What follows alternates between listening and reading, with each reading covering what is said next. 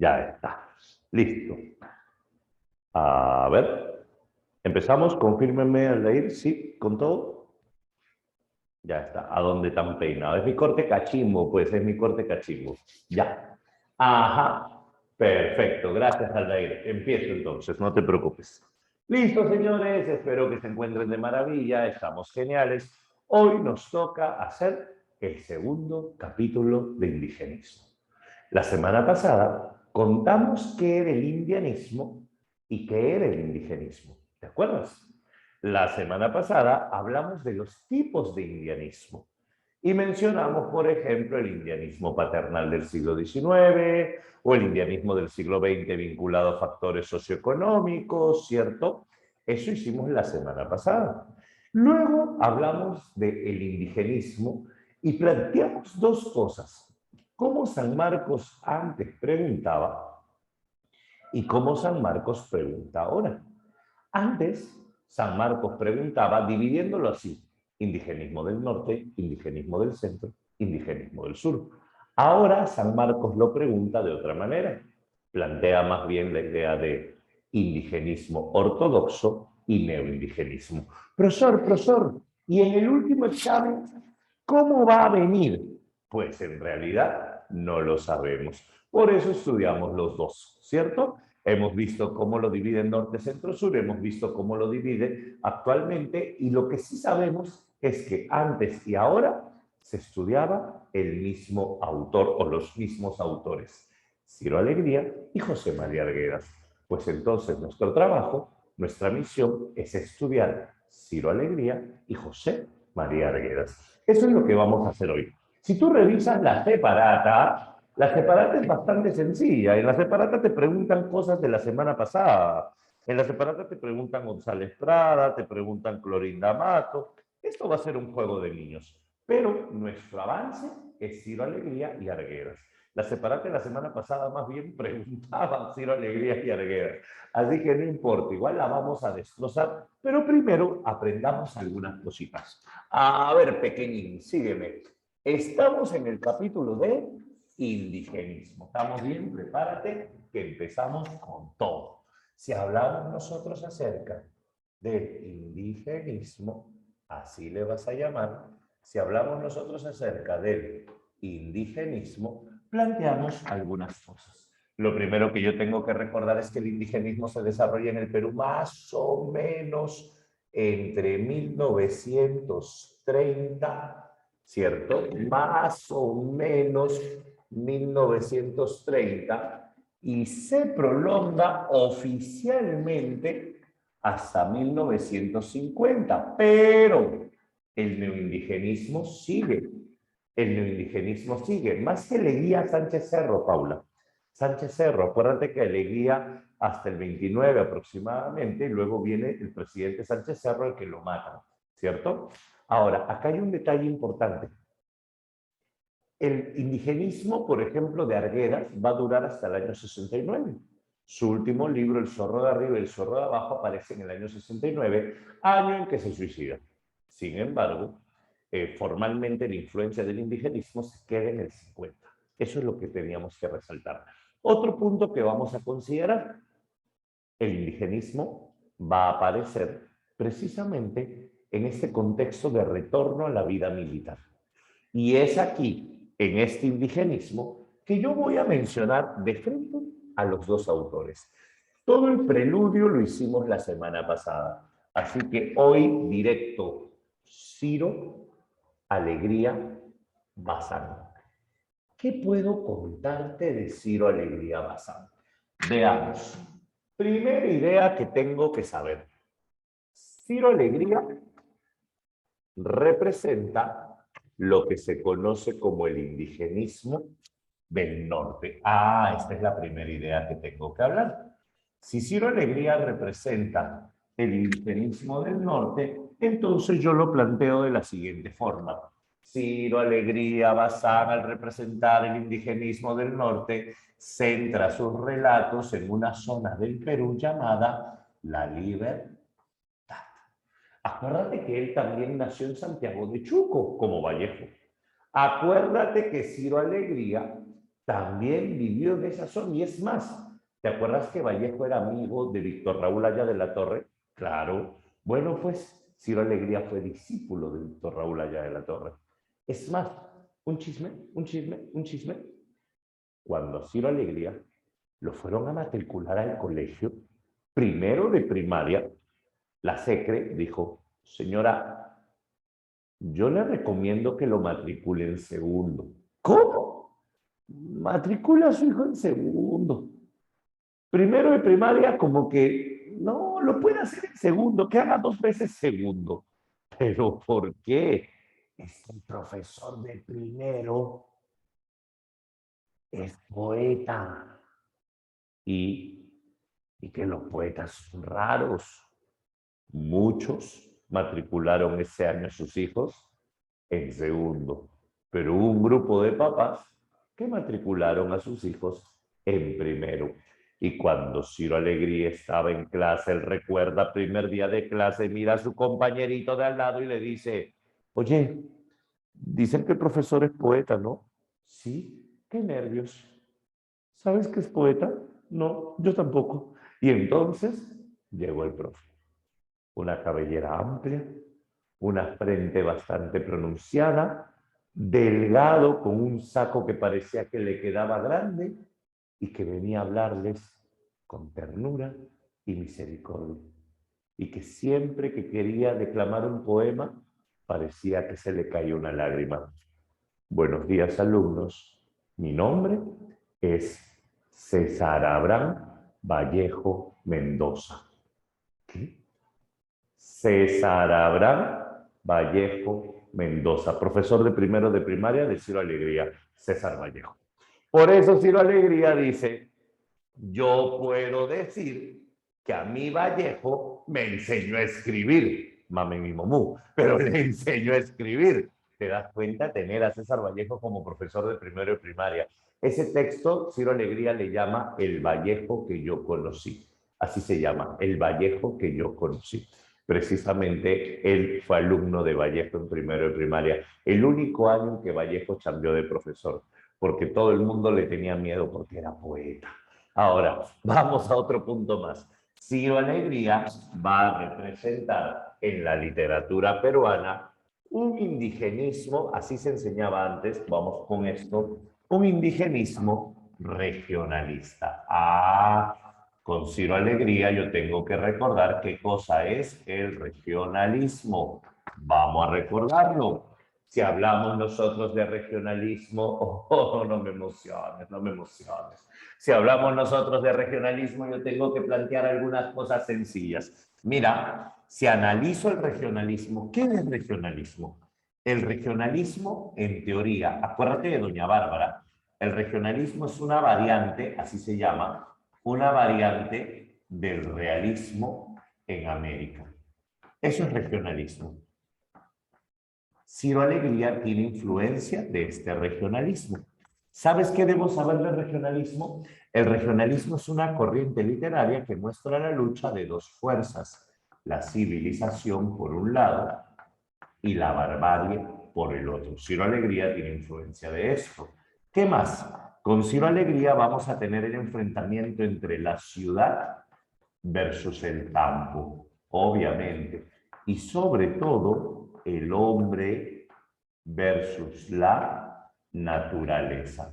Esto es un tema regionalista que Ciro Alegría va a recoger en su literatura. Pero con Ciro Alegría se va a llamar de otra manera. La hacienda contra la comunidad. El gamonal contra el indio. Ese es el tema fundamental en Ciro Alegría. ¿Qué más debo saber del regionalismo? El regionalismo, ¿qué tipo de narrador posee? Recuerda que el regionalismo es tradicional. El regionalismo es un narrador omnisciente. Narrativa decimonónica. Narrador omnisciente. Segundo, el regionalismo va a desarrollar en la narrativa un tiempo de tipo lineal. Un tiempo de tipo ordenado. Otro, el regionalismo se va a caracterizar por los escenarios rurales. Todo esto tiene Ciro Alegría. Escenarios rurales. Y acá, con los personajes, vamos a tener algo llamado verosimilitud. Vamos a describir a los personajes como son. Estos rasgos que los va a tener, por ejemplo, ¿por qué es una variante del realismo? Porque el realismo no llegó del todo a América. Cuando el realismo quiso llegar a América, Paula, el realismo se dio con una sorpresa. El realismo nació con la Revolución Industrial. Y cuando el realismo llega a América, le preguntaron, oye, ¿y la industria? Y América, ¿industria? ¿Qué es eso? Industria, cadena productiva. No, señor, acá tenemos hacienda. Chale. Oye, ¿y la ciencia? Porque el realismo es positivista. ¿Ciencia? ¿Qué es eso? Ciencia, estudio, progreso, análisis. No, señor, acá tenemos superstición. Acá comemos lentejitas los lunes para tener abundancia y le ponemos algo rojo al bebé para que no nos bloquee. Uy, ya valió. Ya, oye, ¿y tus clases sociales? Burguesía, proletariado. ¿Qué? Burguesía, proletariado.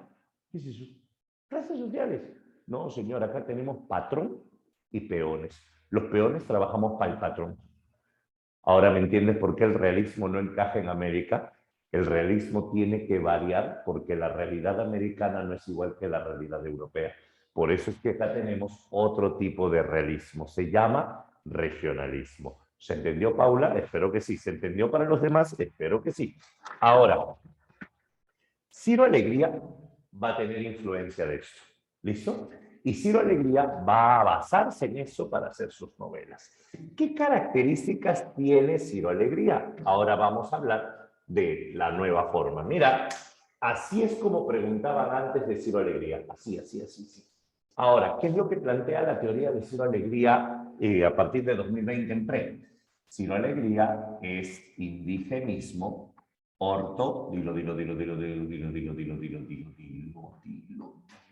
exacto. Ortodoxo, decimonónico, tradicional. Y este Ciro Alegría como indigenista ortodoxo va a caracterizarse primero porque va a desarrollar un carácter documental. ¿Qué es eso? Ciro Alegría va a desarrollar una noción o un deseo de carácter documental. Dicho de otro modo, en sus novelas, Ciro Alegría establece una denuncia social.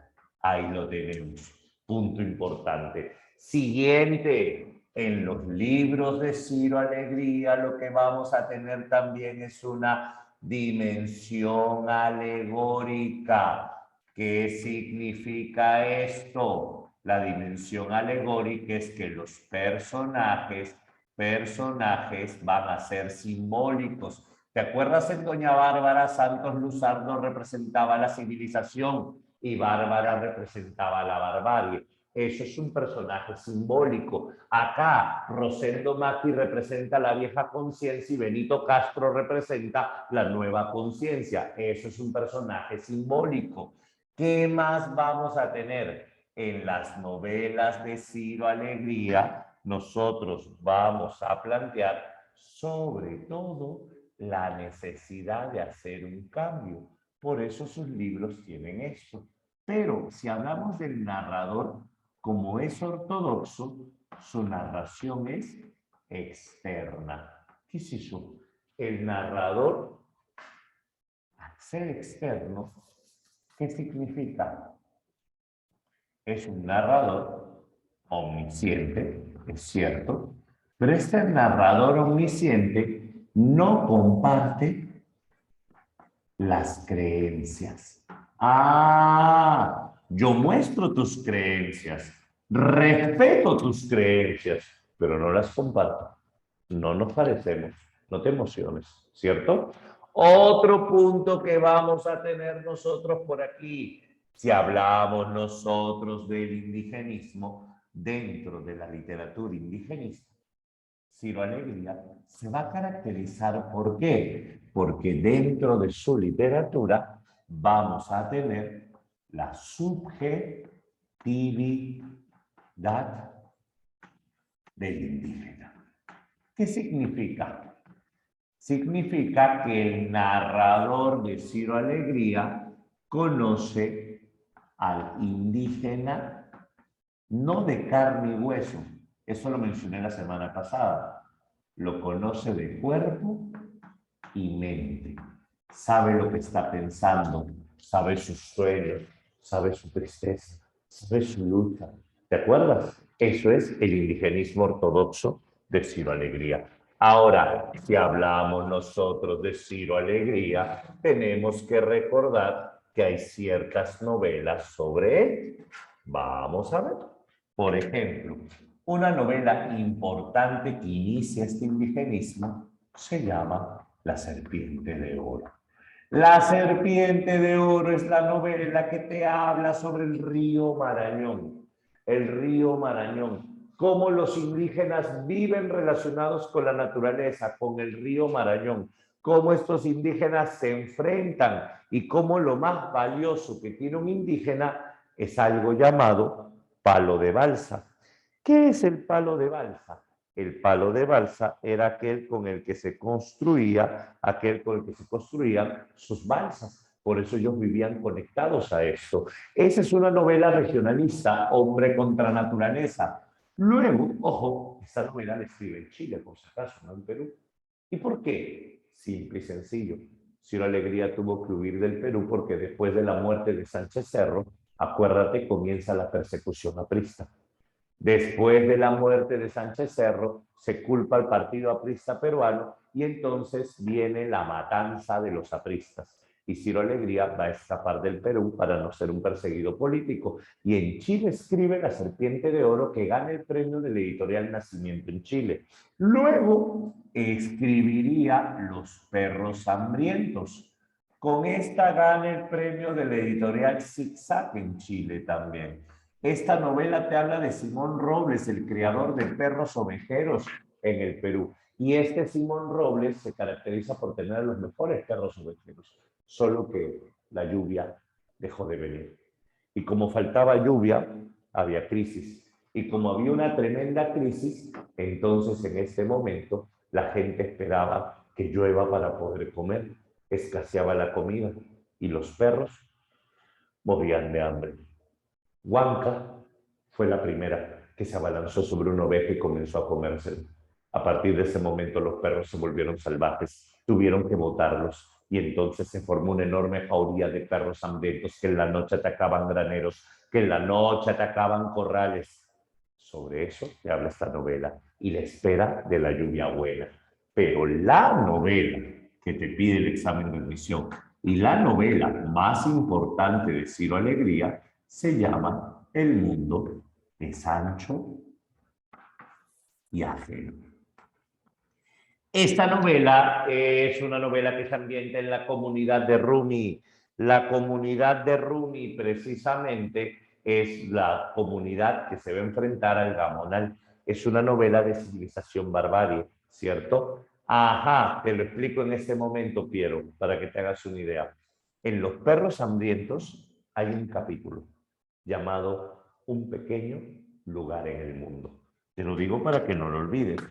En Los Perros Hambrientos, esta novela la escribió Ciro Alegría estando enfermo, ¿sí? Estaba con parálisis en medio cuerpo, internado en el hospital y el médico le recomendó que mueva la mano, que haga literatura. Y Ciro Alegría escribía en el hospital.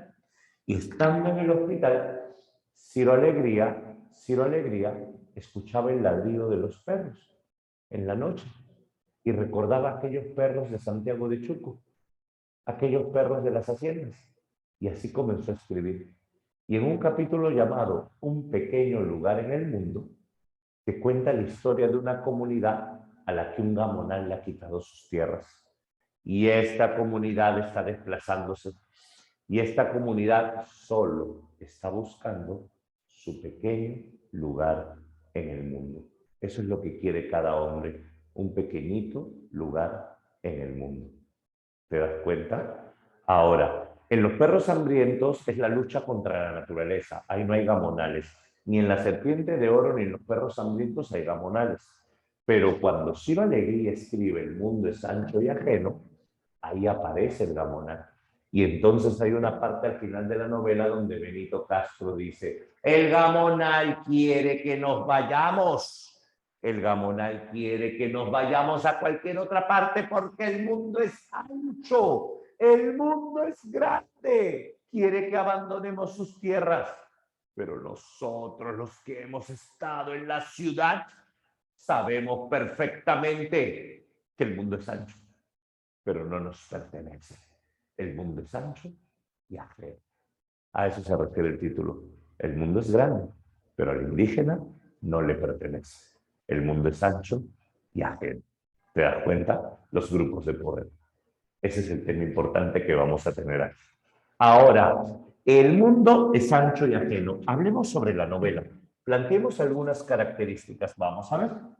Si hablamos acerca de el mundo es ancho y ajeno, nosotros podríamos plantear algunas ideas fundamentales. Veamos, escucha pequeñito. Uy, apagué la luz, dame un segundito. El mundo es ancho y ajeno. ¿Qué tengo que saber yo acerca de esta novela? Te lo planteo de la siguiente manera. El mundo, ahí está. El mundo no nos pertenece. Este libro va a tener las mismas características que hemos visto. ¿Cuáles? Narrador omnisciente, relato lineal, escenarios rurales, todo eso va a estar acá, no te preocupes. En este libro vamos a tener carácter de denuncia, vamos a tener dimensión alegórica, es ortodoxo, narración externa, todo eso aplica. Una novedad de este libro es la siguiente. El narrador, mira, es omnisciente, ¿cierto? Este narrador omnisciente no es indígena, es ajeno al mundo indígena. Tiene un punto de vista externo, ¿ya? Pero este narrador que tiene un punto de vista externo tiene un lente enorme, porque este narrador va a tener un enfoque interno. ¿Cómo es eso? El narrador tiene un lente tan, pero tan bueno que sabes hasta lo que está pensando el personaje. ¿Te das cuenta? Sabes hasta lo que está pensando el personaje. Eso se llama enfoque interno. Por eso es que acá vamos a tener la subjetividad, así se llama, la subjetividad del personaje. Siguiente detalle que tengo que saber sobre esto. Si hablamos del personaje, el narrador es omnisciente, el personaje es rural. El personaje sí tiene sus creencias y el personaje tiene un habla peculiar. El personaje tiene un habla en dialecto andino. ¿Cómo que habla en dialecto andino? La lluvia buena de venir, papá. Ojo, no es quechua, es un dialecto andino del castellano. Ciro Alegría no habla quechua. Y esto es un rasgo que suele preguntar el examen. El habla del narrador con el habla del personaje. ¿Cómo es eso? El narrador tiene un habla culta. Ah, entonces, en la novela, otra característica que a veces viene en las preguntas es el contraste entre el habla del narrador y el habla del personaje. El narrador es muy culto, el narrador es muy mesurado, pero cuando el personaje habla con un dialecto andino. Ahí está la diferencia. Y esto, ¿sabes por qué lo haces? Por la verosimilitud. Como es una novela de influencia realista, es una novela que muestra de manera fidedigna al indio, tal y como es. Dime, ¿cuál es el tema fundamental del mundo es ancho y ajeno? Fácil. El tema fundamental del mundo es ancho y ajeno se llama la lucha por la tierra. Ese es el tema fundamental. Y en este tema fundamental del mundo Sancho y ajeno, vamos a tener dos bandos. Esto es lo fundamental que tiene la novela, la presencia de dos bandos. ¿Cuáles son estos dos bandos? Por un lado tenemos la hacienda. Por el otro lado tenemos la comunidad. No son lo mismo. Ambos están en provincia, pero la hacienda representa el abuso. La hacienda representa la explotación. La hacienda representa, pues, aunque suene raro, la barbarie. La hacienda es la corrupción, el soborno. En cambio, la comunidad es la unión. La comunidad es la solidaridad. La comunidad es la confraternidad.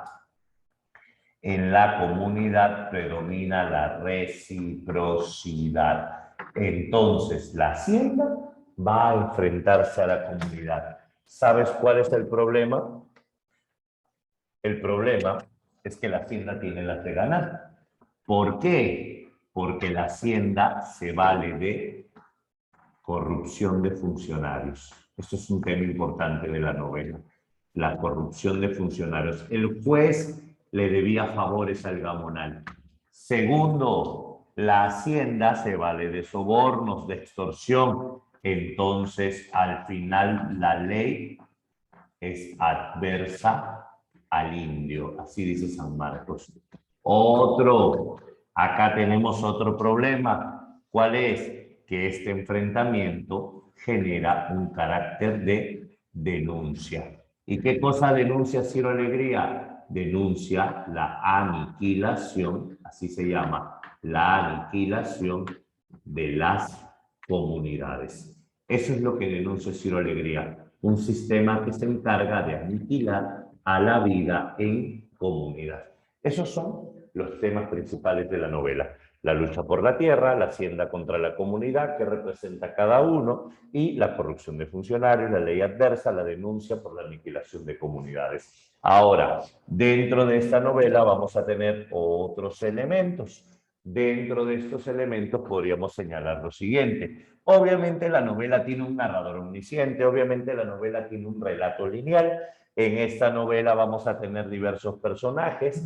Acá lo curioso es que esta novela, que tiene un tiempo lineal, donde el narrador va a tomar distancia, esta novela que tiene un narrador omnisciente, va a contarte 3 momentos de esta comunidad y su lucha por la tierra.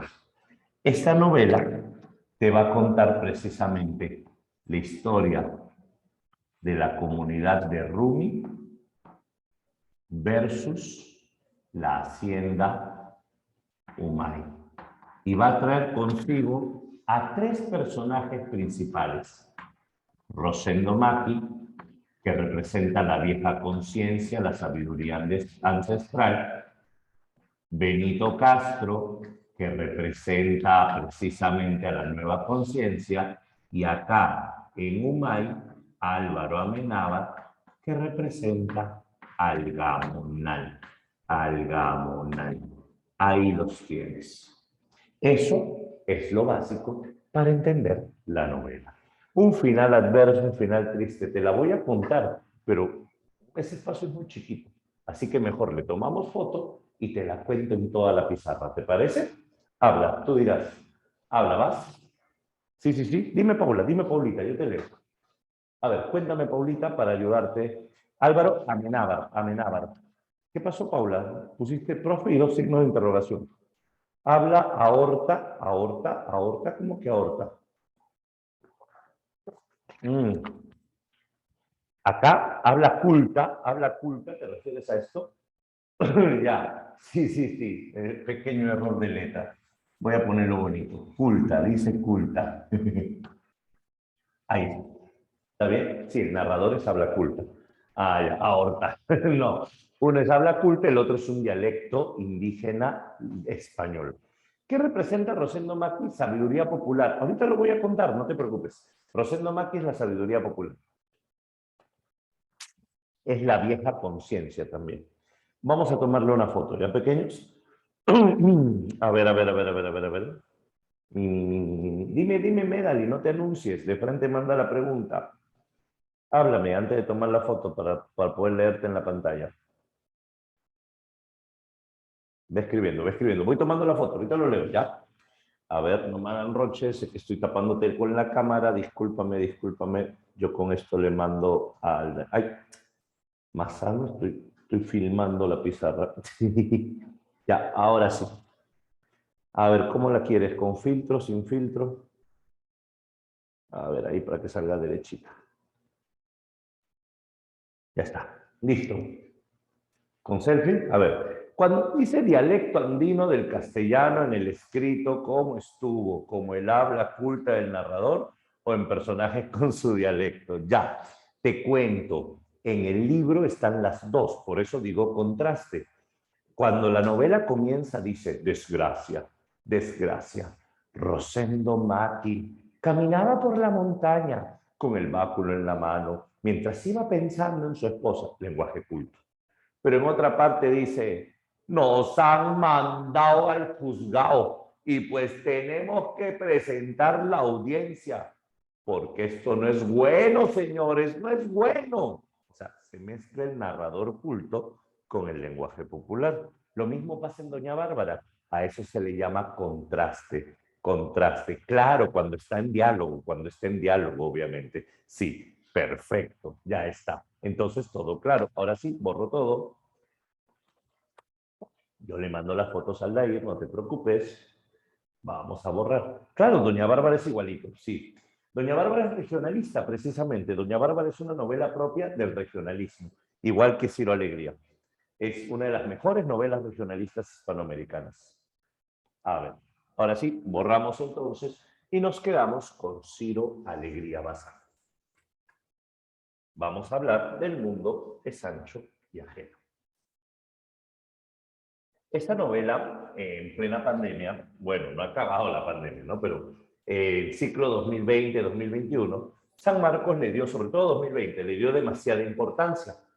Tanto así que la novela que le enseñaban en 3 semanas, 3 clases para hablar de este libro. Por eso es que era importante, por eso es que tiene bastante teoría. Ahora, en el ciclo 2021, la presa San Marcos hizo lo mismo, pero con Arguedas. Por eso también los ríos profundos tiene bastante teoría. Y como San Marcos enseñó esa teoría, yo no puedo enseñarte menos. Yo tengo que enseñarte todo lo que dice San Marcos al respecto, porque tu examen, repito, no sabemos realmente cómo va a venir. ¿Ya está? Ahora sí. Vamos entonces a trabajar lo que nos corresponde en este momento. Y nos trasladamos a los Andes peruanos. A ver, un pequeño recordar de la novela. Perdón, aclarando la garganta. Ahí te va. 3, 2, 1, va. A ver, a ver, a ver, a ver. Perdón, muy abajo. Ahora sí, por acá. Y ahí está. Ahí tenemos la novela. Te lo planteo de la siguiente manera. Mira, nosotros tenemos un espacio en la novela. Este espacio, al inicio del relato, es el espacio de confraternidad, es el espacio de unión, es el espacio, es el espacio de solidaridad, de reciprocidad. Y en este espacio nosotros vamos a tener, claro, la vida en comunidad. Y esta comunidad se llama Rumi. Si hablamos de Rumi en la novela, Rumi es una comunidad que tiene como alcalde a Rosendo Maqui. Por eso es un personaje principal. Rosendo Maqui representa, dijimos, la vieja conciencia. Te dije que lo iba a anotar, no te preocupes. Rosendo Macchi representa la sabiduría popular. Eso representa Rosendo Macchi. Rosendo Macchi representa al hombre sabio, hombre de familia, noble, preocupado, que al inicio de la novela está casado con Pascuala, con quien tiene 9 hijos legítimos y 2 hijos adoptivos, ¿correcto? Ese es el gran Rosendo Macchi. Ahora, la comunidad de Rumi va a tener jerarquías. Por ejemplo, en la comunidad de Rumi, tú vas a tener aquí a Clemente Yacu, por ejemplo. Este de acá va a ser uno de los regidores de la comunidad de Rumi. Va a estar, por ejemplo, acá dentro de la comunidad va a estar Nachasuro. Nachasuro es la curandera en la comunidad de Rumi, la mujer sabia, la mujer que se encarga precisamente de comunicarse con los apus y ser la consejera de Rosendo Macchi. Aquí vamos a tener dentro de la comunidad de Rumi, por ejemplo, a diversos personajes. Por ejemplo, podríamos tener acá a Casiana. Casiana es una muchacha que tiene amoríos precisamente con alguien que no vive en la comunidad, pero con quien tiene un hijo. Se le llama el Fiero Vázquez, un bandolero precisamente que visita la comunidad para ver a su pareja. Y este se siente parte de la comunidad por momentos. Este es Rosendo Macchi. Rosendo Macchi va a tener en este caso entonces demasiado poder. ¿Listo? Ahora, un detalle. Este poder se lo ganó. ¿Cómo? Cuando la comunidad estaba a punto de atravesar una época de sequía. Él pudo advertirlo, pero no le creían. Señores, se va a malograr el grano. Cosechemos tal y como está. No, no, vaya a pasar algo. Señores, hagámoslo, decía Rosendo. Ya, déjenme hacer algo. Cosecho la mitad de la hacienda y la otra que se quede. Al menos nos aseguramos. Y entonces le hicieron caso. Cosecharon la mitad de los sembríos y dicho y hecho, la otra mitad se dañó, se terminó malogrando. Si no fuera por Rosendo Macchi, ese año la comunidad hubiera pasado hambruna. Ahí Rosendo Macchi se ganó el respeto de los regidores. Luego su sabiduría era conocida, tanto así que de otros pueblos venían a hacerle preguntas a Rosendo, porque todos confiaban en su sabiduría. Y Rosendo llegó a ser elegido alcalde de la comunidad. Y Rosendo había tomado muy buenas decisiones, por eso lo querían y lo respetaban.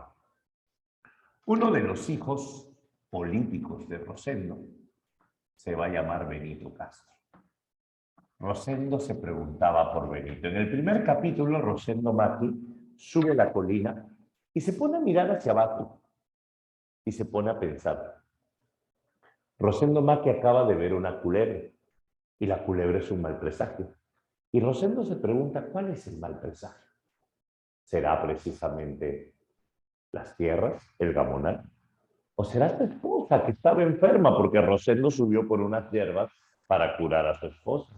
Y Rosendo se pone a recordar, piensa en Benito, ¿qué será de su vida? No sabe de él hace mucho tiempo. Y entonces Rosendo va pensando y Rosendo piensa en la ley, la ley solo sirve para fregarnos, dice. La ley es adversa al indio. Y entonces cuando va pensando, piensa en la peste. La ley es una peste, pero si Rumi ha sobrevivido a otras pestes, sobrevivirá esta, dice.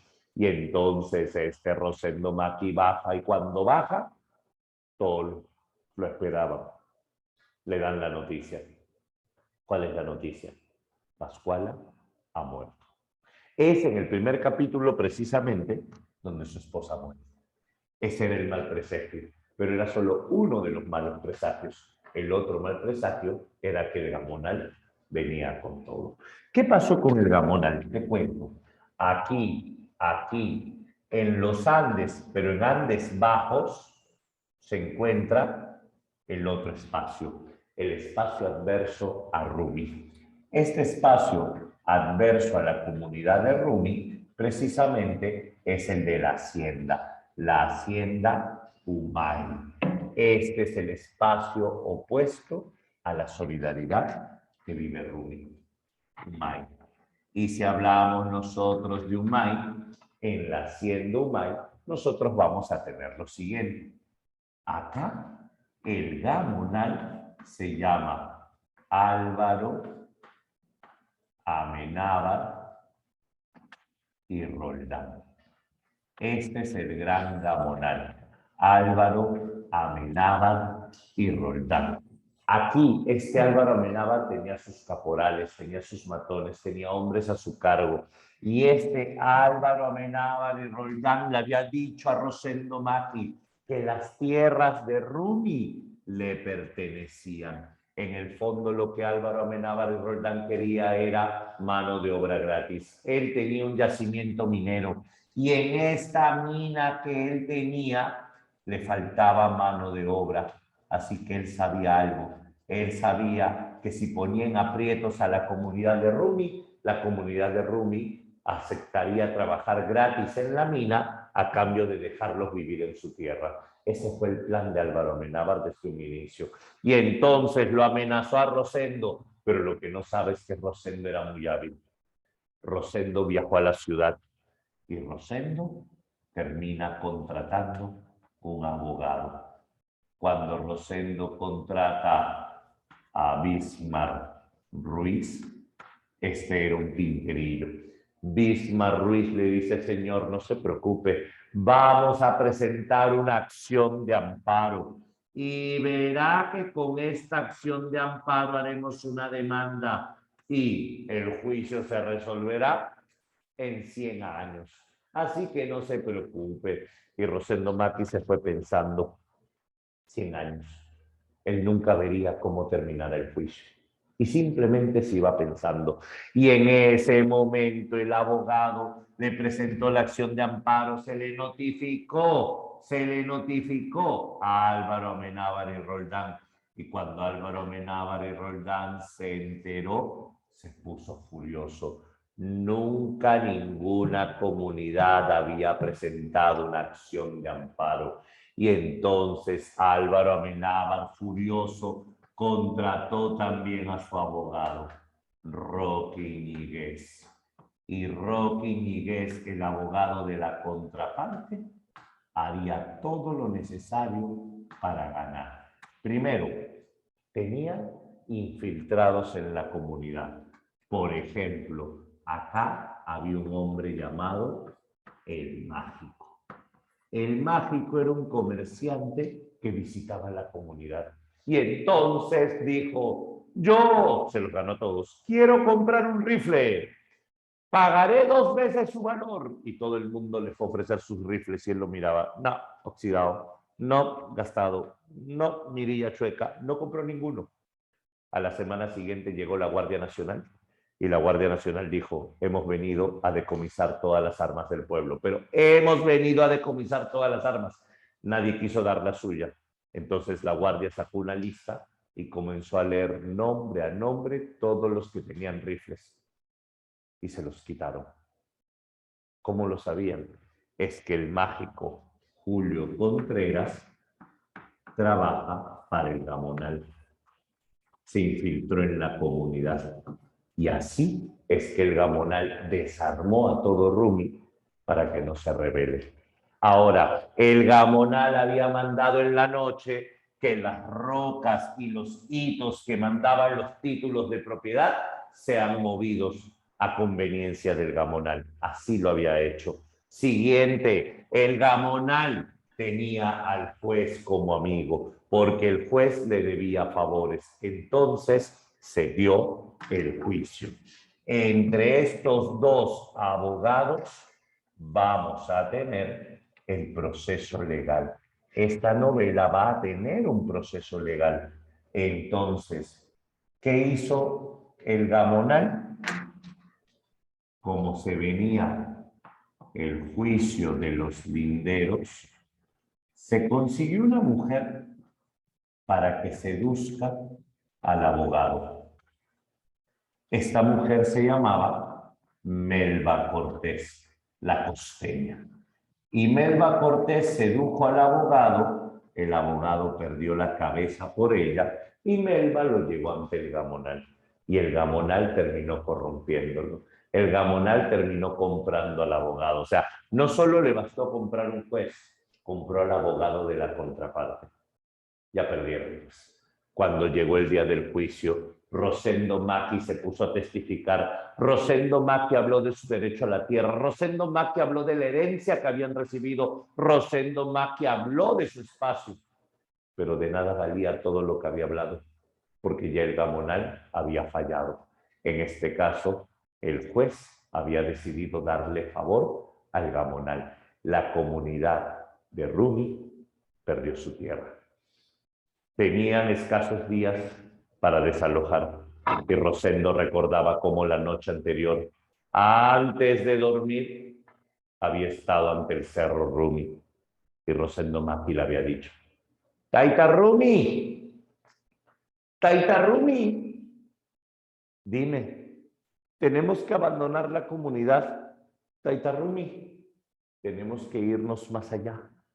Tenemos que cruzar donde el rayo toca la tierra, a la zona fría, Taita Rumi. Tenemos que irnos a una tierra infértil. Tenemos que alejarnos de ti, Taita Rumi. Tenemos que llegar a la tierra de Yanañahui, donde el rayo toca la tierra y los vegetales no crecen. Taita Rumi, ¿nos irá bien en Yanañahui? Responde Taita Rumi. Taita Rumi, ¿nos irá bien en Yanañahui? Responde, por favor. Y no respondía. Y Rosendo lloraba preguntando. Pero esa noche, a diferencia de otras noches, el cerro no respondió. Y Rosendo Macchi se fue triste. Cuando llegó el día del desalojo, Álvaro Amenábar llegó acompañado de la Guardia Civil en un cortejo donde iba su abogado y también junto a Amenábar iba el abogado de la comunidad, Bismarck Ruiz. ¿Te das cuenta? El pueblo se descubrió que los traicionó.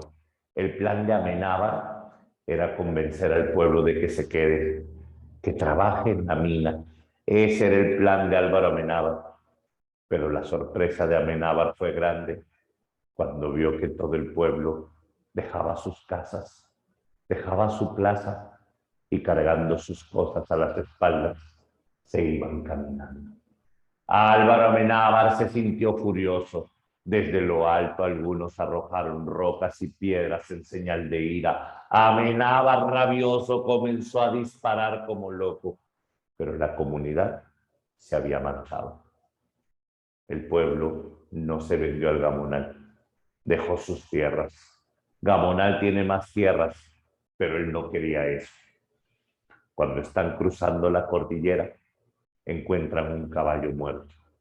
Lo había impactado un rayo. Por eso Rosendo dice, tengamos cuidado.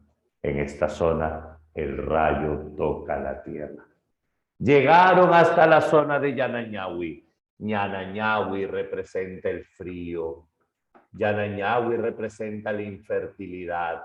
En Yanañahui tenemos el descontento. Y es precisamente aquí en Yanañahui que el que primero que no se siente a gusto es un toro. El toro de Rosendo. Y el toro no se sintió feliz en Yanañahui. Y este toro decidió marcharse. El toro decidió huir. Cuando Rosendo Macchi al día siguiente buscaba a su toro, comenzó a recorrer el sendero y Rosendo encontró a su toro. Su toro estaba donde antes era Rumi. El toro había vuelto a casa solo. Rosendo lo vio. Ven, amigo, sígueme. Volvamos a nuestro nuevo hogar. Esta es nuestra tierra ahora. Y cuando Rosendo se llevaba al toro, los caporales de Álvaro Amenábar lo descubrieron y dijeron: es un ladrón, ya no está en sus tierras, ha venido a robarle al gamonal. Lo acusaron de avijeo. Avijeo, por si no lo sabes, avijeo es el ladrón de ganado. Ese fue el cargo con el que lo acusaron a Rosendo Macchi y lo terminaron metiendo preso. Rosendo Macchi terminó en la cárcel de Avijeo. Tu amiga es Avijeo, ¿por qué? Porque se roba tu ganado. Ya, vamos. Y entonces, deja su ganado tranquilo, hija. Entonces, Rosendo Macchi, precisamente, fue encerrado. Pasaría mucho tiempo en la cárcel. Mientras tanto, el alcalde de la comunidad de Rumi era Clemente Yacu, alcalde provisional. Al inicio el pueblo se estremeció porque su alcalde estaba preso y entonces los militares comenzaron a reprimir a todos. Pero luego el pueblo se calmó. Y un momento, a Rosendo Macchi lo van a encerrar en la misma celda que al Fiero Vázquez. Y el Fiero Vázquez le dijo: pero ¿por qué eres tan pasivo? Luchemos, Rosendo. Tenemos que pelear, unamos fuerzas. No, le dijo Rosendo, hay que confiar en la ley. Ya mandamos un recurso de apelación. Rosendo cree que el recurso de apelación va a llegar a Lima. Lo que Rosendo no sabe es que cuando mandaron el recurso, ahorita te lo digo, cuando mandamos el recurso de apelación a Lima, Álvaro Amenábar mandó a saltar el correo. Y la noche en que Rosendo había mandado el recurso de apelación, Álvaro Amenábar tenía los papeles de la comunidad en su mano. Álvaro Amenábar tenía los títulos de propiedad de la comunidad en su mano. Acá estaban todas las pruebas en su contra. Y Álvaro Amenábar, sonriendo, lo arrojó al fuego. No hay apelación. No hay ley que los proteja. No hay forma de reparar el daño que le han hecho. El Fiero Vázquez era el bandolero, el ladrón con principios que estaba cerca de la comunidad y que con Casiana tenía un hijo, inclusive Fidel Vázquez. Por eso el Fiero, el bandolero, le dijo: luchemos, Rosendo. Pero Rosendo dijo que no. Al final el Fiero Vázquez se escapó solito. Se escapó de la celda. Rosendo no. Y cuando el Fiero huye, a la mañana siguiente, los guardias lo encuentran a Rosendo. Y los guardias lo golpean a Rosendo porque estaba solo. Había ayudado a huir seguro y lo golpearon tanto a Rosendo Macchi que Rosendo Macchi se muere en la celda. Los guardias mataron a Rosendo Macchi. Hasta ahí, ese es el nudo. ¿Estamos bien? Ahora, la comunidad estaba desamparada y de pronto volvió alguien. ¿Quién volvió? Benito Castro. ¿Qué es Benito Castro? Benito Castro es la nueva conciencia. Benito Castro llega a la comunidad de Rumi con ideas de progreso, con ideas de cambio. Benito Castro es el que llega a la comunidad de Rumi queriendo ayudar. Y cuando Benito Castro es hijo político de Rosendo, es el hijo adoptivo. Uno de los montoneros de la Guerra del Pacífico abusó de una india y nació Benito Castro. Y como la madre ni el padrastro quisieron cuidarlo, Rosendo Macchi se hizo cargo de él. Por eso Benito Castro es el hijo político de Rosendo Macchi. Y este Benito Castro, que trae ideas de progreso, de cambio y nueva conciencia, llegó a Rumi y no encontró comunidad en Rumi, así que los encontró en Yanañahui y descubrió cuál era el problema de Yanañahui. Y el gran problema de Yanañahui era un río. Porque este río humedecía las tierras y este río generaba que no crezcan buenos cultivos. Entonces, Benito Castro dijo, fácil, cambiemos el curso del río. ¿Cómo? Sí, hagamos una presa acá y hacemos un nuevo cauce por acá para que el río corra por estas tierras. Y Nacha Suro, la curandera, dijo, no, eso es ofender al dios del río. No hay dioses del río, nueva conciencia. Lo que tenemos que hacer es esto por nuestro provecho. Unos tenían ciertas dudas porque temían al dios del río, pero Benito Castro los convenció. La comunidad trabajó, hizo un gran esfuerzo y de pronto cambiaron el curso del río. Cuando cambiaron el curso del río, todo Rumi comienza a reverdecer. Todo Rumi comienza a volverse fuerte. Este Yanañahui es el nuevo Rumi. Acá la tierra se llama Yanañahui, pero la gente se sigue llamando Rumi. Y entonces mejoró todo, claro, 2.0. Entonces mejoró absolutamente todo. Las cosechas mejoraron, vino la prosperidad. Por eso el pueblo a Benito Castro lo nombraron alcalde. Benito Castro sería el nuevo alcalde de Rumi. Benito sentó cabeza.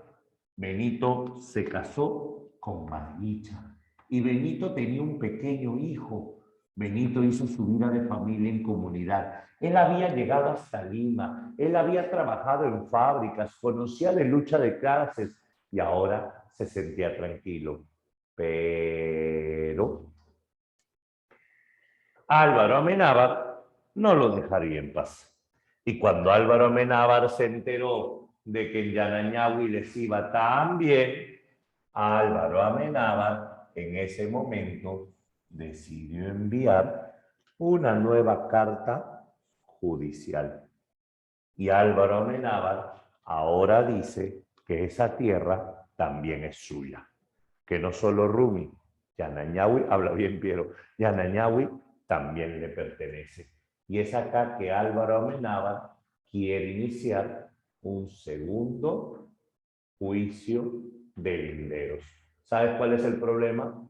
Que han pasado años. El hijo de Álvaro Amenábar ha crecido y ahora el hijo de Álvaro Amenábar trabaja como representante político en la región. O sea, Amenábar tiene más poder, sabe que puede ganar, pero Benito Castro no va a hacer el juego. Benito Castro no va a seguirles el juego. Benito Castro, ¿qué cosa quiere? Luchar. Y entonces no va a haber un segundo juicio de los linderos. Lo que va a haber es una defensa de la tierra. Y Benito Castro lo convence al pueblo. A estos gamonales no podemos cederles ni un centímetro de tierra porque nos van a quitar todo. Señores, unámonos.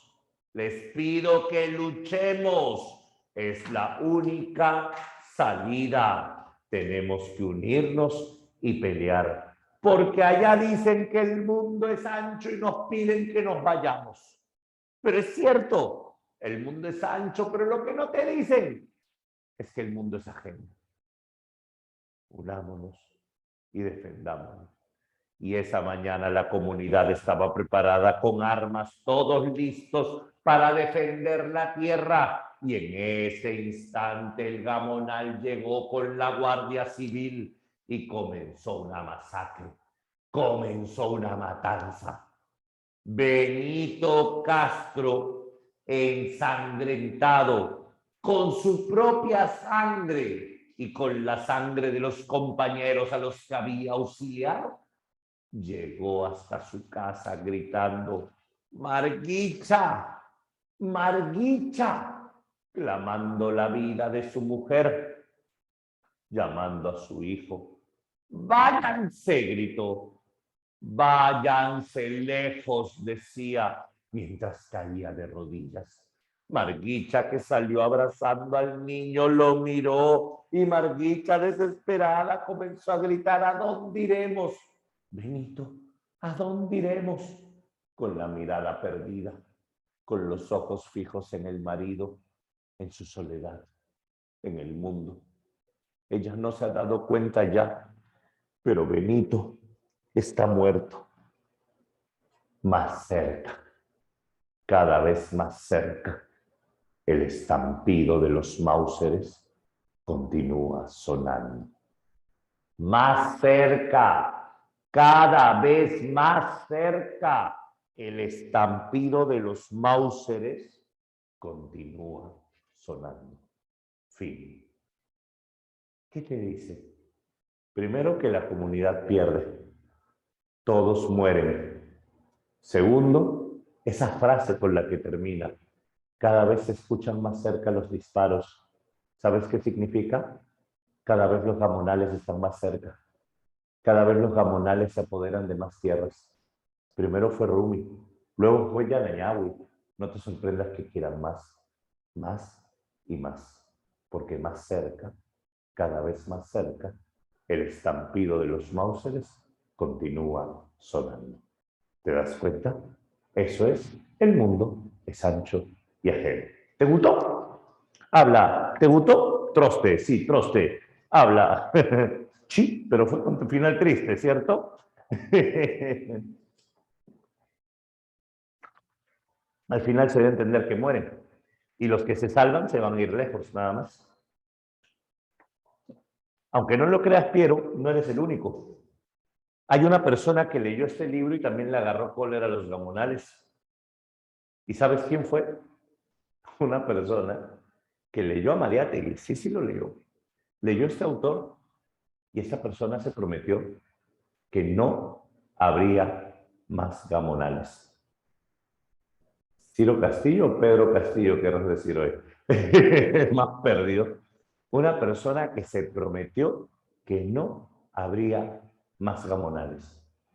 Fue un militar que cambió mucho una visión del Perú y que dijo, Alfredo Vázquez lo mataron, le cortaron la cabeza, encontraron su cadáver. Y curiosamente este militar dijo una frase bien curiosa. Indio, nadie más comerá de tu sudor. La tierra es para quien la trabaja. He dicho, are, ajo. ¿Quién es ese? ¿Quién es ese, Ricardo Palma? ¿Qué va a ser mexicano? ¿Qué va a ser Machín? No, lo último era de Machín, pero no. ¿Qué va a ser? Háblame. Indio, exacto. Juan Velasco Alvarado. Y de lo que estamos hablando precisamente es de la reforma agraria. Este libro va a influenciar en estas ideas que luego van a marcar lo que se va a llamar reforma agraria. Precisamente el Perú era tan desigual, el Perú era tan distante, que en un momento determinado había personas en Lima que eran dueñas de provincias enteras, así como Álvaro Amenábar. Eran dueñas de pueblos enteros. Y por eso la reforma agraria vino a acabar con todo ello. ¿Estamos bien hasta acá? Ahora sí, le tomo foto para mandártela. Dame un segundito. Y con esto ya tenemos gran parte avanzado. A ver, te cuento. Foto. Un ratito que no estoy leyendo el chat. Como notarás, estoy de espaldas. Ahí está, te lo mando. Ya está. Listo, ahora sí. ¿Quién era Clemente Yacu? Clemente Yacu fue el alcalde provisional. Clemente Yacu precisamente va a ser el regidor que va a asumir la municipalidad, va a asumir la alcaldía, mientras que Rosendo Maqui esté pues en la cárcel, hasta que elijan a Benito Castro. A ver.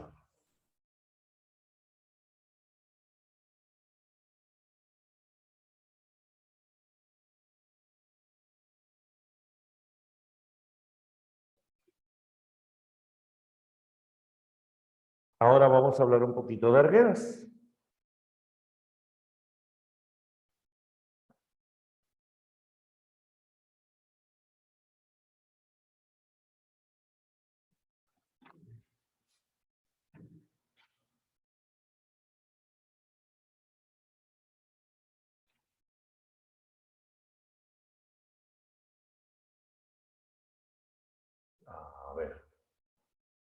Ya está. A ver, profe, ¿y usted sabe hasta qué época fue el último gamonal? Ya, técnicamente en la década del 70 acaban los gamonales con la reforma agraria, pero obviamente algunos van a continuar todavía, porque tú sabes que saber todo lo que pasaba en el Perú antes era bien complicado, demoraría en instaurarse, pero sí, hoy en día lo que existen son aparentes gamonales, ¿no? Ya no es un gamonal por derecho de herencia, sino por derecho de compra. Es decir, hoy en día existen, por ejemplo, en el norte, las haciendas azucareras. Muchas de ellas, por ejemplo, son como gamonales contemporáneos, pero comprando la tierra, ¿cierto? Obviamente ya ahora la compran y otra vez siguen contratando por jornal. Por eso existen todavía protestas del agro, protestas del sector agrario en el Perú, porque existe mucho abuso en algunos de esos casos. Bueno, vámonos a hablar de José María Arguedas. Y a tu papi Castillo está haciendo la segunda reforma agraria. Vamos, José María Arguedas, es broma, no me meto en política, nunca me meto en política, al menos en clase no. José María Arguedas, ¿qué sabemos acerca de José María Arguedas? Vamos a ver lo que era antes y lo que es ahora, las dos. ¿Te parece? A ver, pequeñín, pequeñín, pequeñín, pequeñín. Si hablamos de José María Arguedas, acá es fácil, entender. Primer punto. Es cierto, José María Arguedas representa el neoindigenismo. Entonces tenemos que saber qué cosa es el neoindigenismo. Si buscamos definición de neoindigenismo, tú sabes que este neoindigenismo se caracteriza por una visión diferente. La semana pasada te puse 3 ejemplos, espero que lo recuerdes. Desde lejos, me acerco un poquito y me acerco mucho más. ¿Te acuerdas de eso o no? José María Arguedas es el que se acuerda o el que se acerca mucho más. Por eso es que el neoindigenismo se caracteriza por una visión mítico-mágica, así se va a llamar, una visión mítico-mágica del hombre andino. ¿Qué significa esto? El hombre andino va a ir acercándose poco a poco al mundo indígena. Exacto, lo que estás diciendo también tiene mucha razón. Acá vamos a tener un punto de vista interno, así se va a llamar, punto de vista interno. En estas novelas no vamos a usar sobre todo el narrador omnisciente, sino el narrador protagonista. Ese es otro rasgo importante, el narrador protagonista. ¿Qué más tenemos en las novelas de Arguedas? Arguedas va a ser un escritor simbolista. Arguedas te va a hablar en su literatura sobre todo de una cosmovisión, una creencia, una superstición. Ese es otro rasgo importante que tiene la literatura de Arguedas. ¿Qué más debemos plantear acerca de José María Arguedas? Por ejemplo, dentro de esta literatura de José María Arguedas, lo primero que yo debo recordar es que en su narración, en su proceso, vamos a tener sobre todo la imagen de la superstición, el hombre y su superstición. En este caso, el narrador cree en el mundo andino, no es directamente, pero cree. Entonces acá hay un tema que caracteriza a toda la literatura de Arguedas, el desarraigo. ¿Y en qué consiste el desarraigo? En la idea de los dos mundos. El narrador se ubica en medio de dos mundos y busca siempre a dónde pertenece. Eso es lo más importante, buscar siempre a dónde pertenece. Acá, con José María Arguedas, otro detalle importante en su literatura y que va a superar a los anteriores, es que José María Arguedas va a plantear un dominio de la lengua quechua. José María Arguedas, profe, ya, ahorita lo explico. Una pertenencia a una clase alta, no tanto lo de clase alta, a ver, lo explico con calma. Primer punto, Arguedas te va a mostrar una cosmovisión andina. Acá tienes que recordar la clase de literatura quechua. Hanampacha, Caipacha, Ucupacha. ¿Te acuerdas? Eso es cosmovisión andina. Ahora, y si hablamos de clase alta, no es tanto clase alta y mundo andino, sino para que te hagas una idea. Los dos mundos me refiero, el mundo de los gamonales o el mundo de los hacendados versus el mundo de los indios. Lo que pasa es que Ernesto era blanquiñoso en los ríos profundos. Los indios lo miraban con cierto desprecio y los gamonales, como hablaba como indio, se burlaban de él. ¿Te das cuenta? Él está en medio de dos mundos. No, no está escrito en quechua. Tiene partes en quechua, pero no está escrita en quechua. Justo estoy hablando de esto. El dominio del quechua, ¿qué significa? Que Arguedas va a tener al quechua como lengua materna. Y esto significa que Arguedas tiene una mayor autoridad en el quechua. Arguedas aprendió a hablar el quechua antes que el español. Arguedas sueña en quechua, piensa en quechua, vive en quechua. Y entonces cuando Arguedas escribe en español, San Marcos lo dice así: Arguedas escribe en español lo que aprendió en quechua. Arguedas por eso tiene una forma de ver el mundo muy andina. ¿Te das cuenta? Arguedas, repito, escribe en español todo lo que él aprendió del quechua. Su lengua materna fue el quechua, el español lo aprendió a los 6 años. Por eso cuando Arguedas habla español, lo habla con un dejo andino, lo habla con cierta forma andina. Y por eso es que en las novelas se cuenta mucho que se burlaba mucho de él. Otro detalle que vamos a tener de Arguedas. Arguedas es un escritor muy autobiográfico. Esto va a estar presente en casi todas sus novelas. Los personajes de Arguedas casi siempre están basados en su propia vida. Y otro detalle más, claro, no es su vida directamente, están basados en su vida. Y otro detalle más, Arguedas se va a caracterizar por ambientar sus relatos, sobre todo en la zona sur del Perú.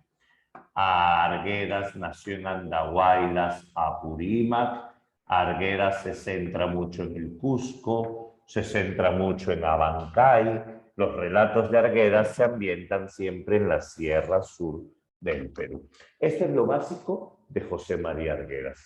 Punto número 1. Ahora, ¿qué debo recordar yo? Arguedas va a tener una gran producción. Primer punto, recuerda lo siguiente, escúchame bien, recuerda lo siguiente. José María Arguedas fue antropólogo. ¿Sabes qué significa que José María Arguedas fue antropólogo? Él no era literato, él estudió antropología en San Marcos. ¿Qué significa esto? Significa que Arguedas, su labor antropológica, la va a llevar al campo literario. Y entonces, aquí, ¿qué pasó? Entonces, aquí nosotros vamos a tener, por ejemplo, con Arguedas, una visión de recopilaciones. Arguedas va a realizar recopilación de mitos y leyendas. Eso es labor del antropólogo. Y entre las recopilaciones de Arguedas, nosotros vamos a tener, por ejemplo, el mito de Incarri. ¿Te acuerdas del mito de Incarri? Incarri es el Inca rey. Incarri es el Inca que ha de volver. A Incarri lo han desmembrado, lo han enterrado por todas partes. Incarri se está buscando. Y cuando Incarri esté completamente armado, va a salir. Va a recuperar su camaquén, va a salir de su pacarina, y este Incarri que esté... No, esa es otra cosa, esa es otra cosa. Y este Incarri es el Mesías andino. El Incarri va a salir de su pacarina y va a venir a ser Pachacuti. ¿Qué es Pachacuti? Voltear la tierra.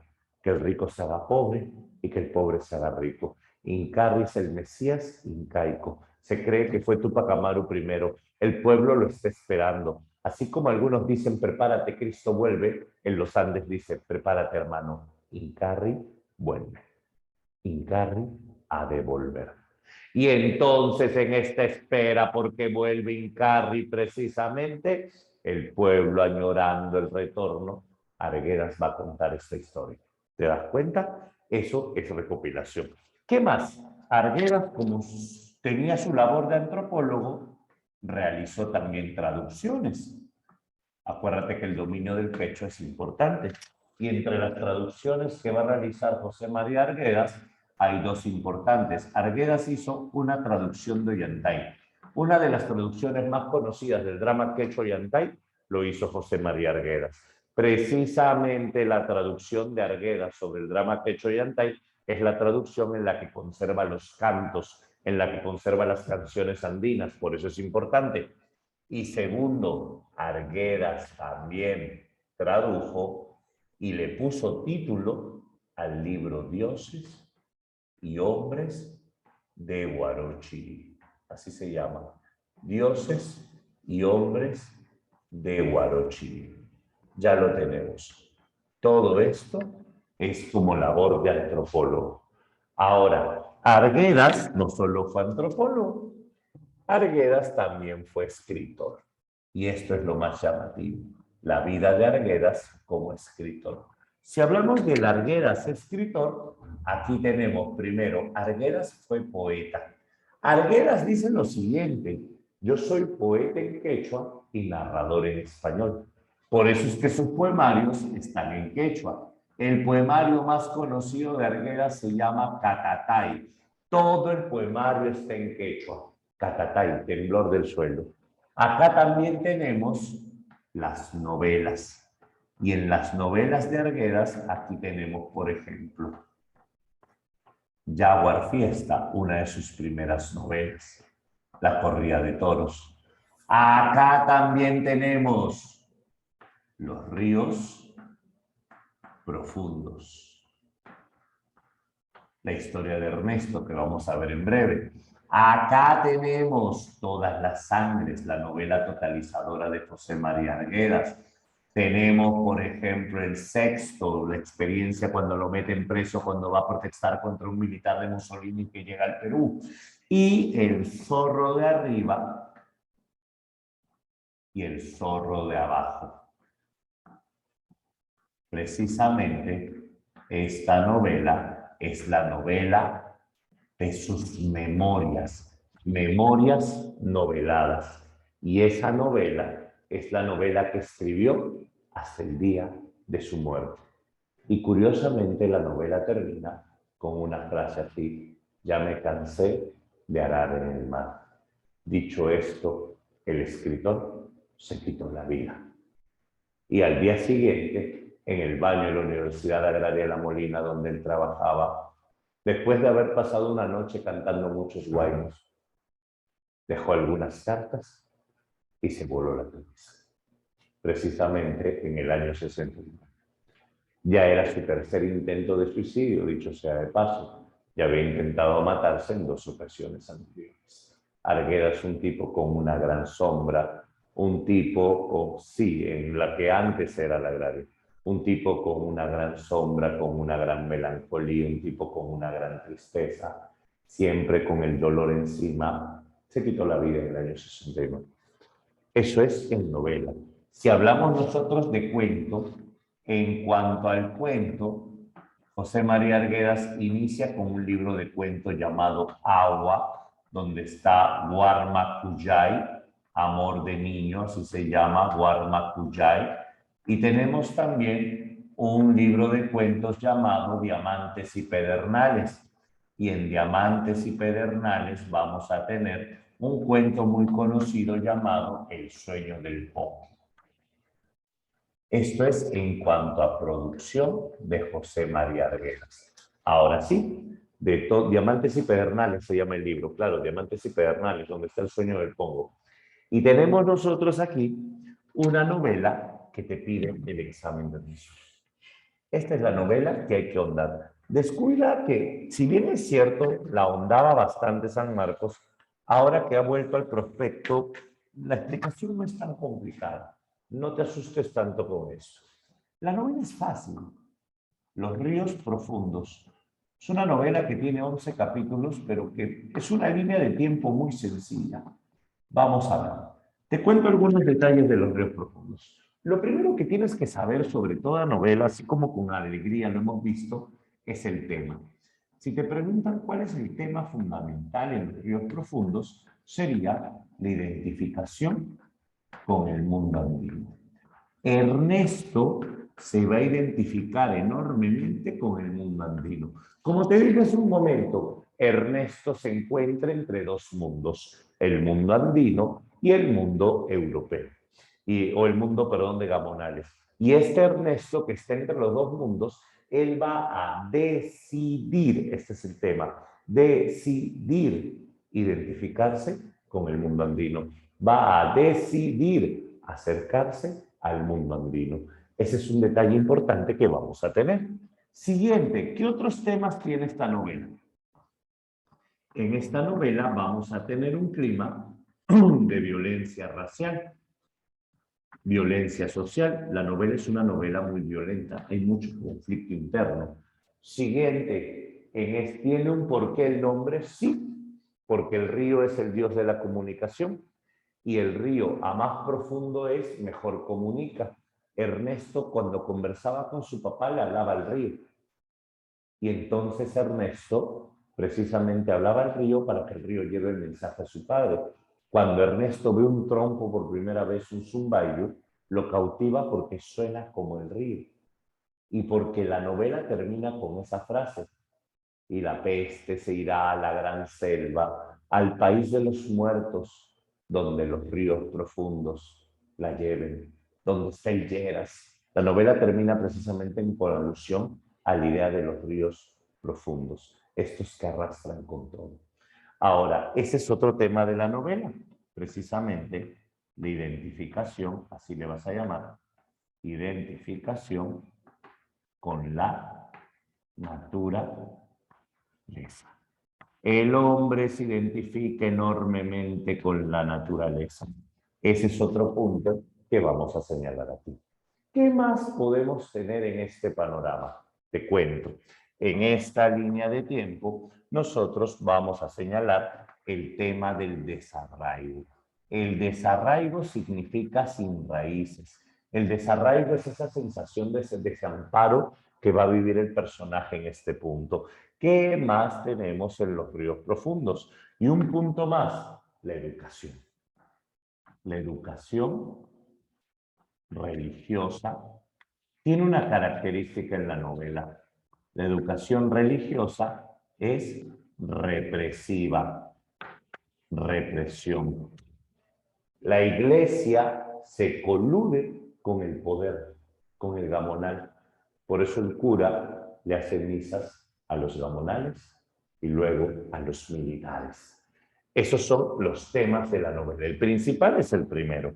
Ahora, algunos aspectos técnicos que debo recordar de la novela.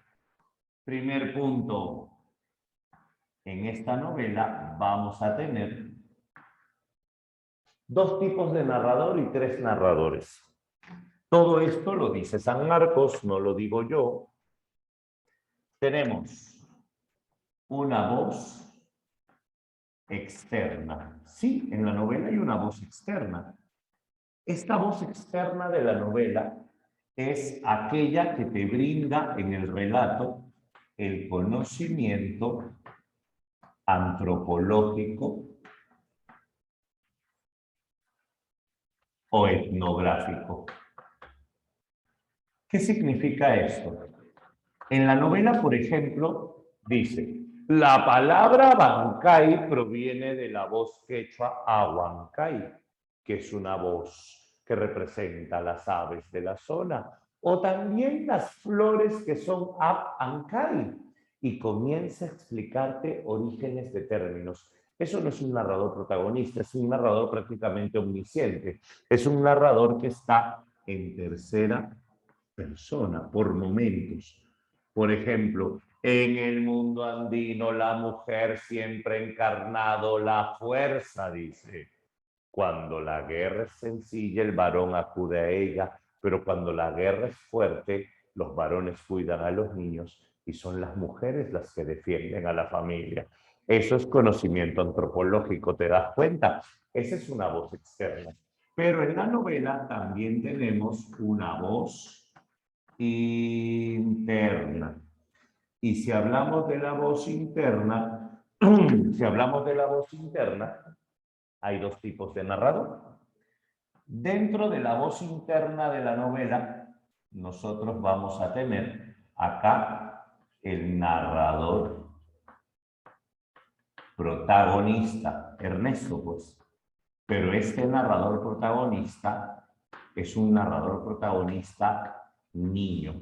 ¿Qué significa? Es el narrador protagonista que vive el momento, que lo goza, que bromea, que salta, pero también tenemos por momentos un narrador protagonista adulto. ¿Cuál es la diferencia? Yo corro, salto por la ladera, me subo al río. Oh, Taita Pachachaca, dame tu poder. Ese es un niño.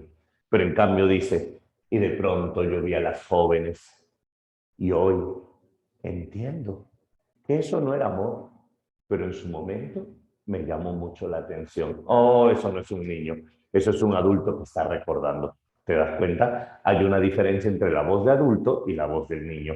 O sea, se pueden distinguir hasta 3 voces en la novela. Ese es un detalle importante que vamos a considerar.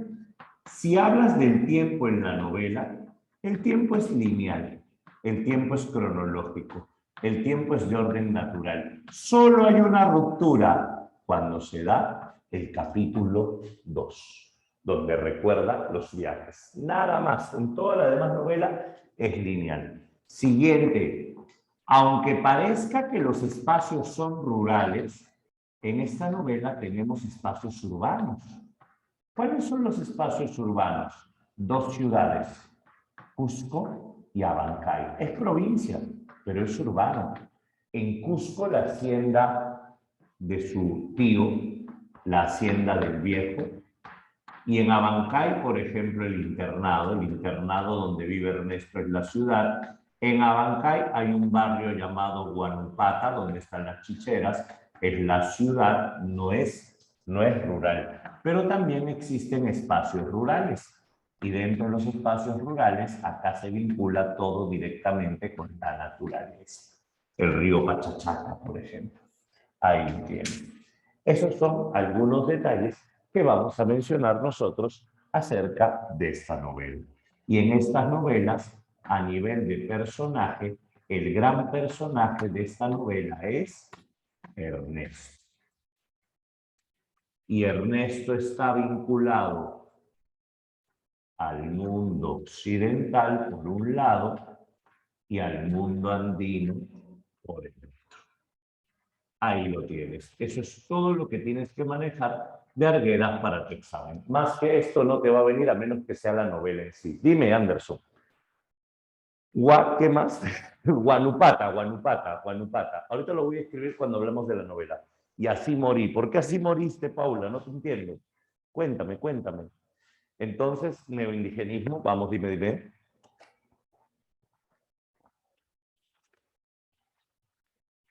Sí, para la presa San Marcos, neoindigenismo son rasgos que caracterizan a Arguedas, sobre todo los que están acá. La cosmovisión, las creencias, obviamente. Mundo occidental me refiero a los gamonales, al mundo de los blancos, el mundo que proviene de Europa, el mundo entre comillas formal, citadino. En cambio, el mundo andino es el mundo que es. ¿Por qué es nuevo? Porque está más cerca. ¿Cómo? ¿Por qué es nuevo? Porque está más cerca. Ah, ya, sí. En lo que ya, está hablando en portugués, o más grande mundo. Ya, escúchame, Paulita. A ver, te lo planteo de la siguiente manera. En la literatura de Arguedas, en la nueva teoría, lo que te dicen es que Arguedas tiene un mayor acercamiento al hombre andino. Y este mayor acercamiento significa lo siguiente. Te lo planteo de la siguiente manera. Mira, con Albújar tenías al indio de carne y hueso. Con Ciro Alegría tenías al indio de cuerpo y mente. En cambio, con Arguedas tenemos al indio en cuerpo y no en mente, sino en espíritu. Es decir, el neoindigenismo de Arguedas es un acercamiento no a tus problemas, no a lo que piensas, a tus supersticiones, a tu religión, a tu forma de ver el mundo. Eso es neoindigenismo. Todas las supersticiones, por ejemplo, acá vamos a tener elementos mágicos. ¿Listo? Claro, es como decir alma. Sí, es como decir alma. ¿Listo? Entonces voy a tomarle foto a esto para hacer la última pizarra del día. Lo de los sacerdotes, ¿qué era? ¿Qué sacerdotes? ¿Qué sacerdotes? ¿Qué sacerdotes? ¿Dónde hay sacerdotes? No te entiendo, Paulita. ¿A qué te refieres con sacerdotes? Explícame, yo te entiendo. Ah, ya. Eso es educación religiosa, es una denuncia. Lo que está haciendo Arguedas es denunciar que la educación religiosa aquí en el Perú se vincula enormemente con el gamonal. Que la educación religiosa aquí en el Perú se vincula rápidamente con los gamonales. Eso es a lo que me refiero. ¿Listo? ¿Estamos bien? Ahora sí. Vamos a tomarle foto. Vamos a foto. No pienses que es una asistencia. Vamos a ver. Te cuento. Escúchame. Muy bien. Hablemos un poquito de los ríos profundos. Y con eso terminamos nuestra pequeña clase de hoy. ¿Te parece? Bastante pequeña, 4 pizarras, ¿no? Vamos a ver. Si hablamos nosotros acerca de los ríos profundos, solo te voy a plantear una idea rápida. Todos los ríos profundos comienzan en una ciudad. Acá nosotros tenemos Cusco. El primer capítulo se llama El Viejo, precisamente. Y en El Viejo tenemos Cusco. Y cuando hablamos de Cusco, acá el protagonista es Ernesto. Y Ernesto, junto a su padre, el papá de Ernesto se llama Gabriel, un abogado viajero que nunca sentó cabeza en ningún lugar, que nunca se sintió cómodo en ninguna parte y que cuando se le hacía ya conocido el lugar o se sentía en un lugar ya satisfecho, se marchaba rápidamente. Uy, ¿qué pasó? ¿Se ha encendido una cámara? ¿Qué fue? ¿Todo bien? Fernando, se te encendió tu cámara. Sí, te vimos, Fernando, te vimos. Ya. Me asustó. No por eso, me sorprendió, me refiero. Ya. A ver, ahora sí, te decía, cuando el papá se sentía satisfecho en algún lugar, simplemente se marchaba. Ahora, Ernesto se parece mucho a su padre, porque su padre se identifica con las causas justas. Su padre se identifica precisamente con las luchas. Su padre no trabaja defendiendo a grandes gamonales. Por eso es que Ernesto se siente a gusto con el papá. Pero en cambio, el viejo es el tío de Ernesto. El viejo es el gamonal. José Manuel se llamaba. Cuando Ernesto lo conoce, le infunde temor. Ernesto conoce al viejo y lo trata de señor, lo trata de usted. Pero ¿por qué me dice señor si somos familia? Le dice el viejo.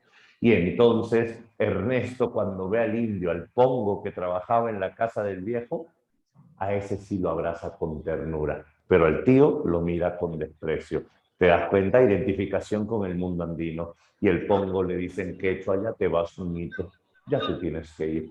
Ernesto se identificaba mucho. En esta obra hay elementos mágicos. Por ejemplo, en el primer capítulo te habla de 2 elementos mágicos. El viejo no lo trata bien, el viejo los manda de frente a una cocina de indios cuando llegan. Por eso es que se sienten identificados. Hay un micrófono encendido, ahí está. Grande Aldair. Ahí está. Ahora sí. Gracias. Como dicen todos por el chat, Aldair es mi pastor. Ya. A ver, vamos. Sí, he leído eso en todas partes. Gracias, Aldair. A ver, vamos a ver, escúchame. Un detalle importante. Te estoy repitiendo. Escúchame bien. Gabriel es el papá de Ernesto. Gabriel es el abogado viajero. Ernesto es el niño que va con su papá al Cusco. El abuelo era un gamonal despreciable que prefería que se pudra la cosecha antes de regalarla. Y es en medio de este contexto donde Ernesto se identifica más con los indígenas. Ernesto ve un muro y el muro andino lo cautiva tanto que se queda mirándolo. Ernesto se identifica con el mundo andino. Ernesto, porque el tío quiere ir donde el gamonal, al inicio solo dice esto, vamos a cobrarle la que nos debe, pero luego al final dice, ¿sabes qué, hijo? Vámonos, o sea, no quiere quedarse allí. Ernesto escucha la campana del Cusco. Ernesto está sorprendido porque Ernesto había escuchado muchas leyendas acerca de la campana del Cusco. La campana del Cusco se llama la Mariangola, porque fue una señorita llamada María Angola la que había donado todo el dinero todo el oro para su construcción. Y entonces Ernesto, cautivado con el retumbar de la campana, sabía que cuando esta sonaba, toros de oro salían de los lagos y corrían por la cordillera. Cosmovisión, creencia. Ernesto se va con su papá del Cusco y Ernesto llega hasta Bancay. En el segundo capítulo te cuenta todos los viajes que Ernesto y su padre hicieron. Por eso te digo, el único capítulo que rompe la armonía es el segundo. Y cuando Ernesto llega a Abancay, el papá decide que es momento de matricularlo en el colegio. Y por eso cuando llegan a Abancay sucede algo bien curioso. Todos en Abancay estaban arrodillados. Y entonces el papá y Ernesto bajan del caballo y preguntan, ¿qué es lo que sucede? Están operando al padre Linares, el cura. Y entonces el papá dice, él será tu director, gran maestro de matemática y gran lector. Arrodillémonos. Todos se arrodillaron porque estaban operando al cura en ese preciso momento. Ahí hay una influencia de que en Abancay el poder de la iglesia es importante. En Abancay, el papá va a buscar precisamente un oficio, ayudar a alguna causa necesaria. Y el papá, en este caso, a Ernesto lo va a dejar en el colegio internado.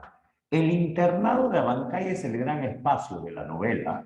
Dentro del internado de Abancay, el director es el padre Linares, el que apoya y cree en los gamonales. Acá vamos a tener a otros sacerdotes, pero lo más llamativo de esta parte es la descripción de los personajes. Antero es el que se va a hacer un gran amigo de Ernesto. Antero es el que va a llegar a ser bien amigo de Ernesto y luego van a terminar peleándose. Acá vamos a tener otros personajes. Por ejemplo, acá vamos a tener a Valle, uno que era estudioso. Acá vamos a tener a Palacios o Palacitos, el hijo de un alcalde indio, que era pésimo estudiante y luego se volvió un gran estudiante. Acá vamos a tener a Chauca, un tipo que se sentía obsesionado precisamente con una mujer llamada la Opa Marcelina. La Opa Marcelina era el símbolo sexual en el colegio. Era una mujer rechoncha, regordeta, que era demente, que un cura la había encontrado y la había llevado al colegio para que ayude con algunos quehaceres. Y en algunas ocasiones la habían visto salir de noche de la habitación del cura. Y cuando pasaba el segundo poste, todos hacían carreras. El primero que llegue donde la Opa Marcelina tenía permiso para tumbarla y abusar de ella. La Opa Marcelina es aquella de la que abusa. ¿Y quiénes abusan de la Opa Marcelina? Aquellos que se están riendo sobre el abuso de una mujer con retardo. ¿Todo bien en casa? Ahora, aquí sobre todo hay dos personajes que se encargan de este abuso. El Lleras, que es el más grande y abusivo, y el Añuco, que era el hijo de un gamonal caído en desgracia, que hasta ahora los gamonales iban a visitarlo y le daban su propina. Estos dos son los abusivos del colegio. Y es aquí que Ernesto va a ver todo esto, cómo al cura le encanta jugar chilenos contra peruanos. Es aquí que Ernesto va a sufrir mucha marginación, es aquí que Ernesto va a sufrir mucho desprecio, mucha violencia racial y social. Lo que más le entretenía a Ernesto era ir a los alrededores de Abancay. Cuando el papá se dio cuenta que no había ningún juicio que ganar, Ernesto tiene 13 años, cuando el papá se dio cuenta que no había ningún juicio, no había ninguna causa, que los gamonales habían perdido todo, se le apareció un cliente y el papá se fue de viaje. Precisamente el papá se fue de viaje a Chalhuanca. Y entonces Ernesto se quedó de lleno en el internado. Y entonces Ernesto aprovechaba sus días libres los fines de semana para visitar las haciendas. Y es así que Ernesto va a visitar las haciendas. Por ejemplo, Patibamba. En Patibamba los indígenas viven en condiciones infrahumanas. Y es acá que Ernesto quiere conversar con ellos y ellos no le responden. Es acá que Ernesto se siente triste al ver cómo es que viven. ¿Cómo le llamamos a los indios? Arguedas le llama colonos. Colonos son los indios que viven en las haciendas, humillados y sometidos. Ernesto entonces sigue explorando la ciudad y llega a otro lugar. Y este lugar se llama Guanupata. Y en Guanupata Ernesto se va a sentir a gusto, porque en el barrio de Guanupata conoce las chicherías y sobre todo la chichería de doña Felipa. Cuando los militares y las fábricas comienzan a quitarle la sal, Felipa propone un levantamiento. Este levantamiento que propone Felipa se llama el levantamiento de las chicheras. Y en este levantamiento de las chicheras, Felipa termina tomando posesión de la sal. Y la sal se la llevan y el pueblo se rebela. Y entonces vienen los militares y se la quitan. Y al final esta sal la terminaría repartiendo el mismo cura. Felipa era la líder. Felipa para Ernesto era la imagen materna, la madre que siempre quiso tener.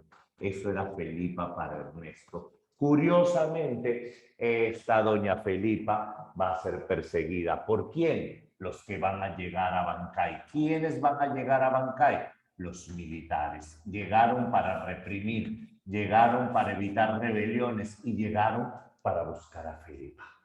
Ese es el gran conflicto que vamos a tener acá. En medio de todo esto, Ernesto no tiene noticias del padre y es acá que Antero trae al colegio un objeto mágico. Este objeto mágico se llamaba zumbaillo, que trae la armonía mística al colegio. El zumbaillo es el trompo y Ernesto le dice a Antero, véndemelo. Y Antero le dice, te lo regalo.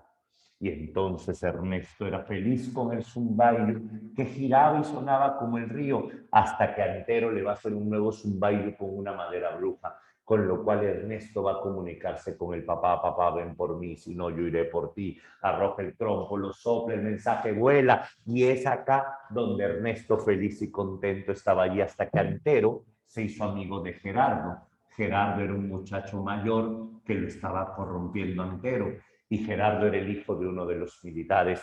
Al final, Ernesto entierra el zumbaillo y simplemente trata de olvidarlo. Y es acá que llega una epidemia. Esta epidemia va a llegar primero a las haciendas, la epidemia de la tifis. Y es aquí donde muchos morían a causa de los piojos. Y entonces muchos comenzaron a retirarse del colegio. Ernesto se quedaba porque papá no aparecía. Y es aquí donde la opa Marcelina muere por la tifis. Ya la tifis llegó a la escuela. Ernesto está encerrado en su habitación. Y es aquí donde los indios comienzan a protestar porque le quieren exigir al cura que haga una misa. Que haga una misa. Y Ernesto dice, pero ¿por qué una misa si los dioses de los indígenas son más fuertes? Pero los indígenas han perdido sus dioses, han perdido su creencia. Y Ernesto se siente lamentado por todo esto. Y es precisamente en este punto donde el pueblo logra que se haga la misa. Ernesto ayuda para iniciar la misa y al final el cura le dice, tu papá me escribió que vayas al Cusco, donde tu tío ahí te va a esperar. Y la novela termina cuando Ernesto cruza el río Pachachaca y Ernesto se dirige al río y dice, si las oraciones de los indios servirán, la peste estará siendo llevada hacia la cordillera, llevada hacia el país de los muertos, allí, al río, donde los ríos profundos llevan las almas. Así termina la novela, cuando Ernesto simplemente regresa donde el tío en el Cusco. Como te darás cuenta, esta es una novela más lírica que épica, una novela donde más contempla el mundo sobre todo. ¿Listo? Ahora sí, para terminar, no es complicada, son imágenes, no hay muchas acciones, no hay muchas acciones. A ver, las claves, no, las preguntas no tienen nada que ver sobre lo que hemos hablado hoy. Las preguntas tienen que ver con lo de la semana pasada. Tienes el quizzes ahí. Vamos, ¿cómo hacemos, Aldair? ¿Les dicto las claves o les anoto las claves mientras entran al quizzes? Como tú prefieras. ¿Me confirmas por el chat, Aldair? Te leo, porque creo que son 11:54. Háblame. Sí, les paso las claves mientras entren al quiz. Normal. Ya, yo voy anotando las claves acá mientras ustedes van entrando al quiz. ¿Les parece? Sí. Confirmen. Perfecto. Ya, yo lo voy poniendo acá nada más y esto va con la última foto. Entonces, todos entren al quiz que acaba de mandar Aldair. ¿Listo? Que acaba de mandar Aldair.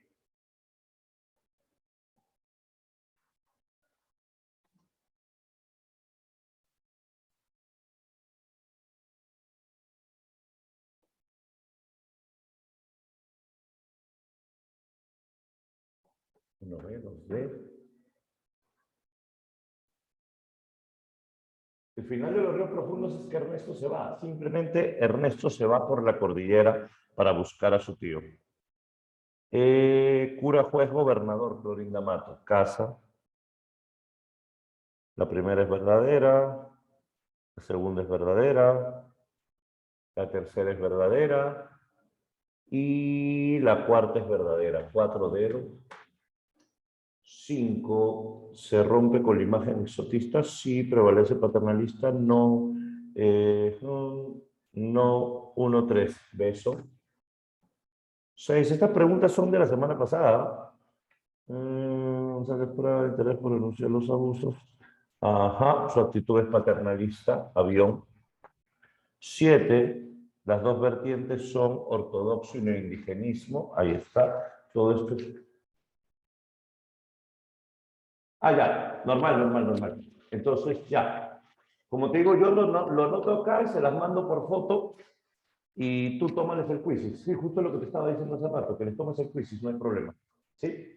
Yo acabo de anotar y se las mando con la foto. Ya, Aldair, todos entren al quiz, entonces. Sí, profesor, no hay problema. Ok, yo voy a ir pagando el audio.